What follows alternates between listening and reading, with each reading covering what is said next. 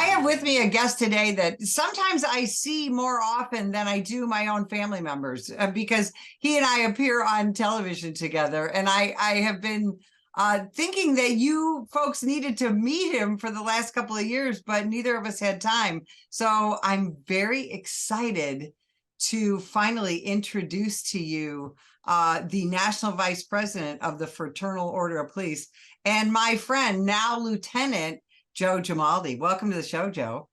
Thanks for having me on, Betsy. You know, after that warm welcome, I have to give you that $20 for such a nice introduction. I mean, that's a nice way to be welcome onto the show. Absolutely. So I'm sure your face is familiar to most people because you are out there, you know, talking about crime and policing issues, and you've been doing this for a while. We're going to talk about that. And you do it with such authority, and you do it in such a way that I think is incredibly welcoming to everyone. You just put the facts out there. And I know that law enforcement officers appreciate that, but I know citizens appreciate it too. So we're going to talk about what that is like to be on that media hot seat all the time. But first and foremost, you're a cop, right? Yeah, absolutely. So, you know, I started my career back in 2005 with the NYPD. Worked there for 3 years. But, you know, I was living in a shoebox apartment, you know, type that's so small when you open your bedroom door, it hits your bed. And I was like, you know, this isn't really what I want for my life. So I looked around at what you get for the money, and Houston Police Department was hiring at the time. And this was about, 15, 16 years ago. Got hired on with them, just better quality of life, cheaper cost of living. Kind of the rest is history. I got involved locally with our local lodge as the vice president. Shortly thereafter, after about 5 years of serving under a great mentor, Ray Hunt, here in Houston, I became the president for 3 years, and then on to the national vice president of the FOP, where I've served for that for the last 4 years. And I've got another 2-year term right here in front of me. So it's been a wild ride, but people don't realize I still put on a uniform every single day. I still work night shift. I'm a patrol lieutenant at our West Side division. So I'm still in touch with all the issues that are really impacting law enforcement every single day.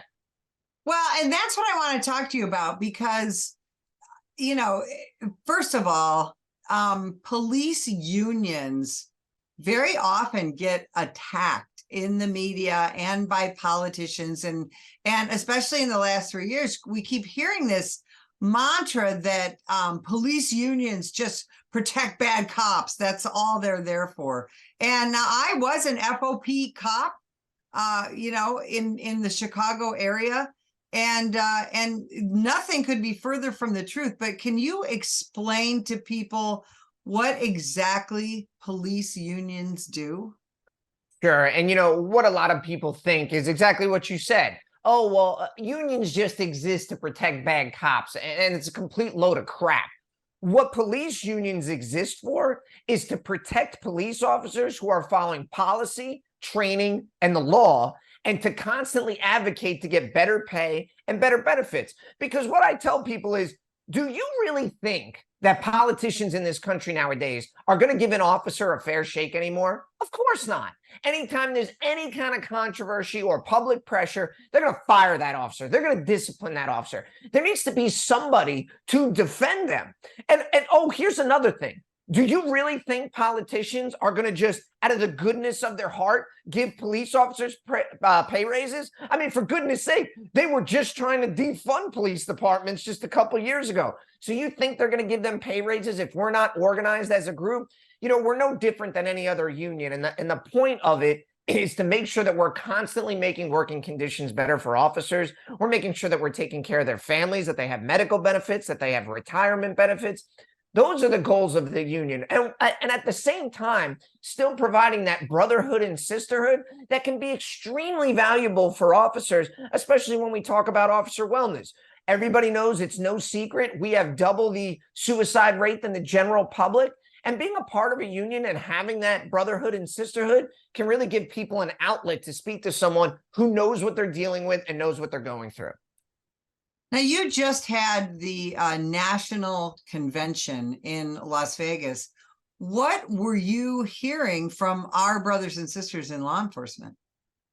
You know, when I'm talking to any officer, Obviously, like we always talk about pay and benefits because, people are always concerned about what they're getting paid. But like the overarching themes are almost universally the same. Number one, safety, because we are being shot at historic rates. We've had over 250 police officers shot this year. That's on the heels of last year. We had over 340 police officers shot. And the year before, we had 330. We're on track to pass those numbers this year. We started tracking this data about 8 years ago, and we've never seen numbers this high before. 2021 was the deadliest year for law enforcement and intentional homicides that we've seen in 2 decades. And I constantly message to every officer that's out there right now. And if you are watching right now, you have to have your head on a swivel. You have to be watching each other's backs because these dirtbags are thinking less and less of shooting at us, and they're thinking less and less of killing us. They're not worried about the penalties anymore. They're not worried about the consequences. They're going to shoot at you, and that's just the reality of it. Another thing that I'm really hearing from police officers is just staffing. And, we actually did a survey of over 4,000 police officers in this country, and the number one stressor that they had was staffing. And when you think about it, it makes sense because it bleeds over into everything. You're worried about your safety because you don't have backup. You can't take a day off to go spend time with your family. You're running call to call to call. They're canceling your days off. They're canceling your weekends off. This all stresses an individual officer because we can't recruit anyone because, politicians and the media and plenty of others have treated us like crap for the better part of a decade. So nobody wants to take the job. And then, I think the final thing is just police officers. We don't need a pat on the back. Okay. You've been in law enforcement a long time, we're not asking for people to pat us on the back, but we are asking you to support us. We are asking you to treat us like we actually matter and that what we do for our communities matter. And that's not a high bar that we're asking people to consider, politicians and the general public. And listen, I know that the silent majority is behind us 100%, and I get it. But we need a little bit more. We need you to come out and support us. Show up at your city council meetings and talk good about the police. And if for nothing else, if you see us out, just thank us for our service. You have no idea what that means to an individual officer. You'll make his day, his or her day. Right, because supporting law enforcement, you're basically supporting your own safety, aren't you? Yeah, you're absolutely right. I mean, if you're not paying attention to what's going on in our urban communities right now, they're war zones. I mean, the urban decay we have seen is unlike anything I've seen in my career because, over the last 20 years, the American police officer delivered historic crime reductions in our urban communities. And it really led to a renaissance. People felt safe going to cities, walking around shopping with their family. That's gone. It is completely gone. Crime is through the roof. In 2021 and 2022, we had over 20,000 homicides in this country. We haven't seen those numbers since the mid-1990s. And those numbers are actually underreported because New York and LA haven't gotten their statistics to the FBI yet. So those numbers are even greater. Our urban communities, they look like war zones. I mean, look at Seattle and Portland, where every business under the sun is closing. Their tax base is completely destroyed because people are moving out. You can't even find a U-Haul truck in New York because everybody's getting out. That's the reality of what we're living in. If you don't think that won't eventually bleed over into the suburbs and into nicer neighborhoods, you're dreaming. It will if we don't take a stand now and support law and order candidates and make sure that we're actually holding people accountable for their actions. Now, you live and police in a border state. I live in a border state. How much does the open border policies of this administration affect day-to-day crime? Oh, it absolutely affects day-to-day crime. And I'll tell you right now, anybody who tells you that the open border policy is not impacting crime in America is just, they're either completely ignorant or they're lying, one of the two, okay? Because we are arresting people. And let's be clear, we're not just arresting people who are like in this country illegally for committing a crime. We're arresting people who have been deported multiple times for previous felonies, and they come right back up. We're talking like we arrested them a couple months back for a felony. They get deported and they're right back in, or they get arrested for misdemeanor crimes. They're not deported. They're released right back out on the street and they commit another crime.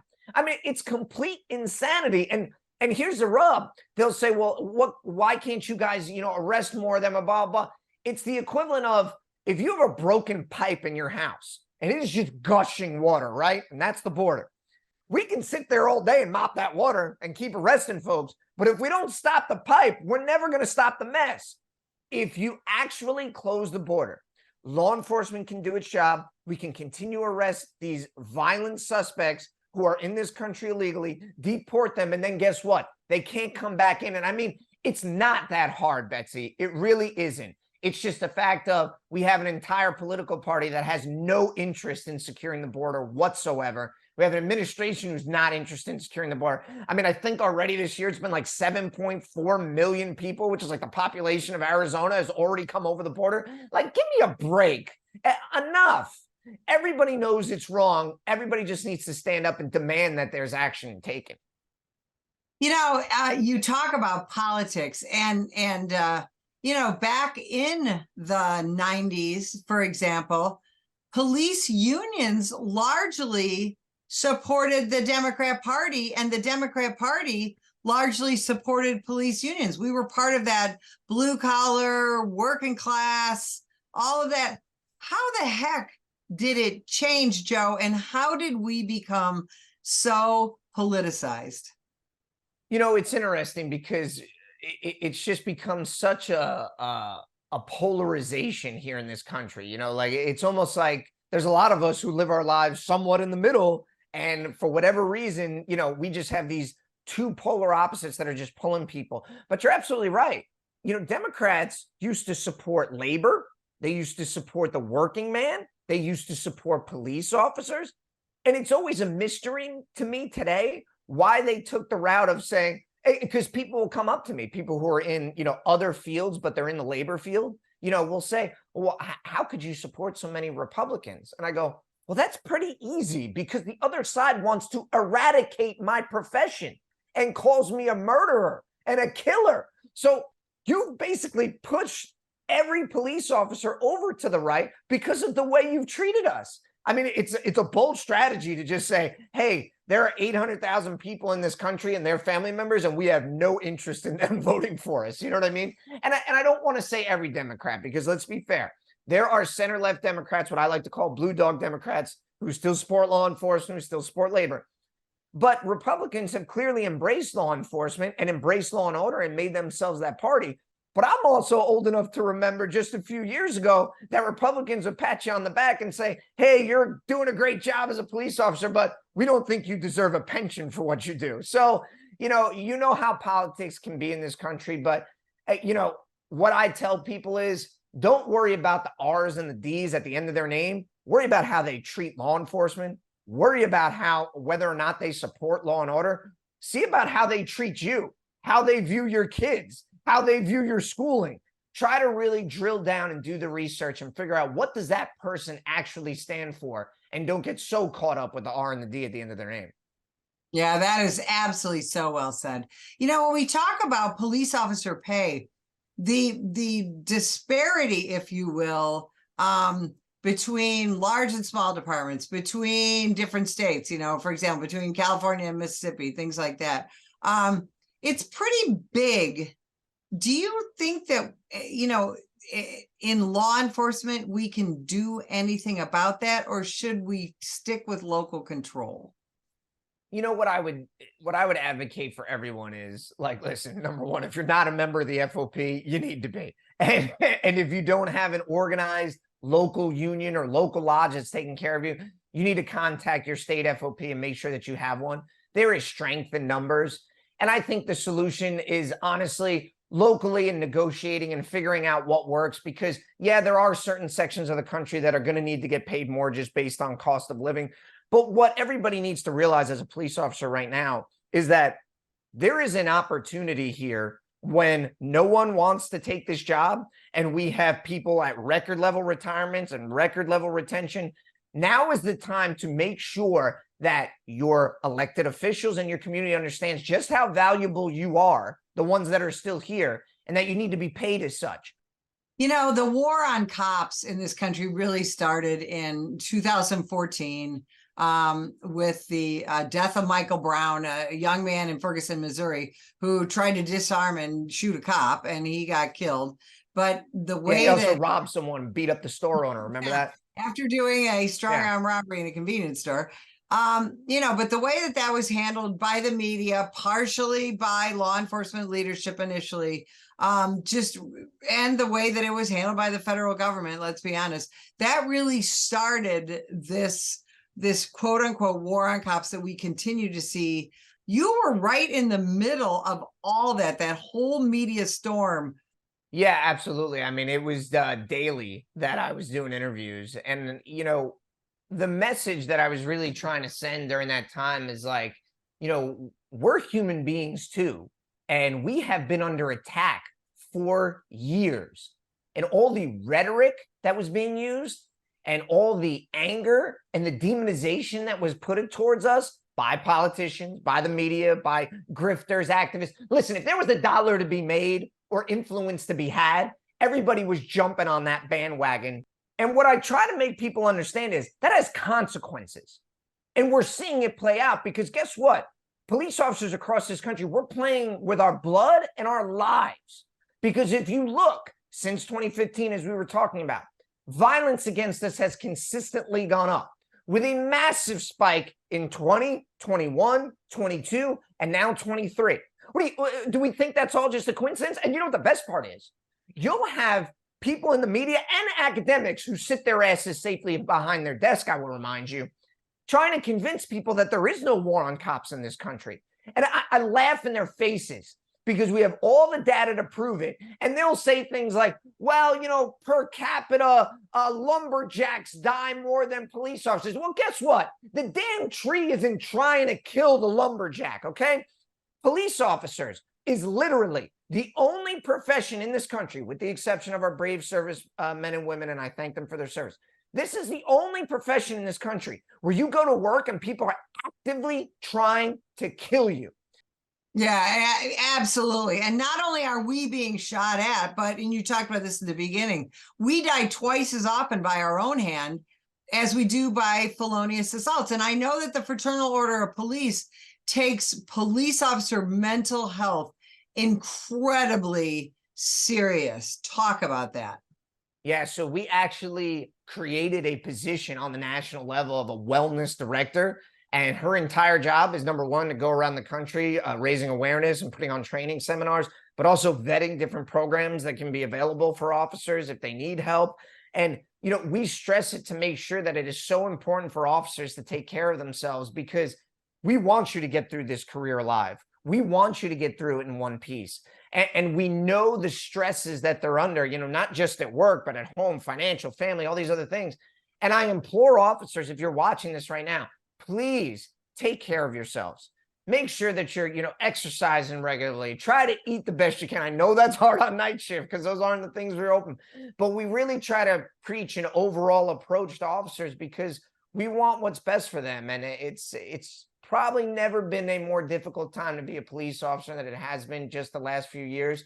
But I do want to tell people that are watching, despite all the negative things we may be talking about right now, there is about 750,000 to 800,000 police officers in this country. With all of this violence and all of the, issues with, all these things that impact them, they still show up to work every single day. They still put a uniform on, and they're still willing to put their lives on the line to protect you and your family. And that's what our profession is all about.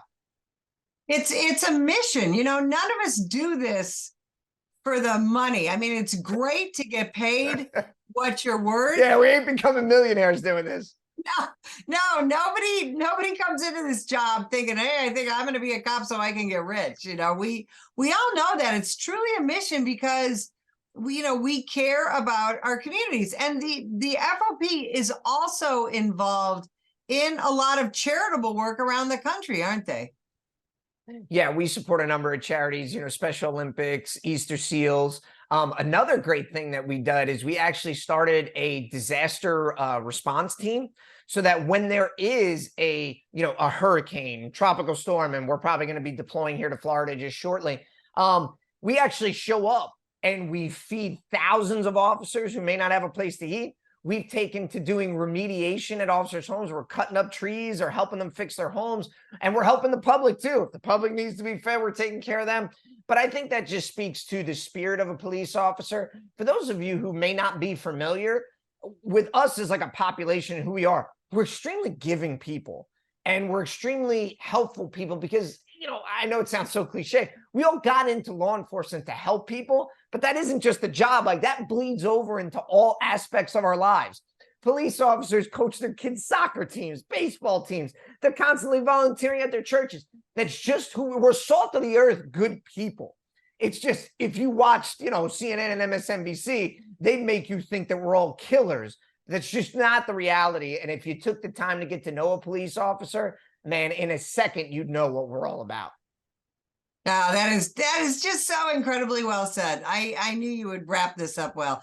Joe, where can people hear from you and where can they hear from the organization?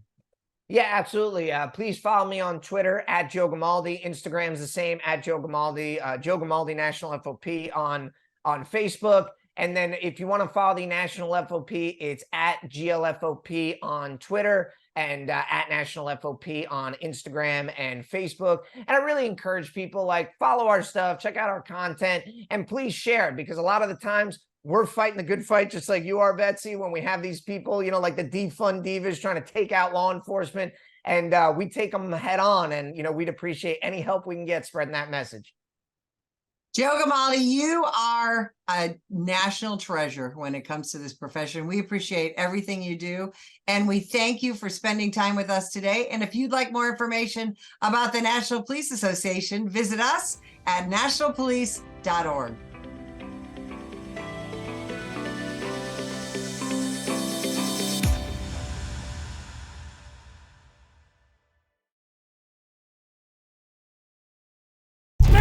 Put the gun down! Put the gun down! Last year, law enforcement officers were involved in hundreds of thousands of use of force incidents. A use of force incident is when an officer must use nonverbal tactics to gain control of a dangerous situation. Put the knife on the ground. In many cases, officers have no choice but to use force when a suspect doesn't comply with a lawful order. Use of force is always ugly. No one likes it, especially police officers. Together, we can help de-escalate these dangerous encounters. Help police officers by complying with their lawful orders. Don't attack, attempt to disarm, or flee from an officer. Use of force is an officer's last option. Most incidents can be avoided by not resisting arrest. If you feel you've been wrongfully detained by a police officer, then seek a legal solution after the encounter has been resolved. Let's keep everyone safe. Comply now and complain later.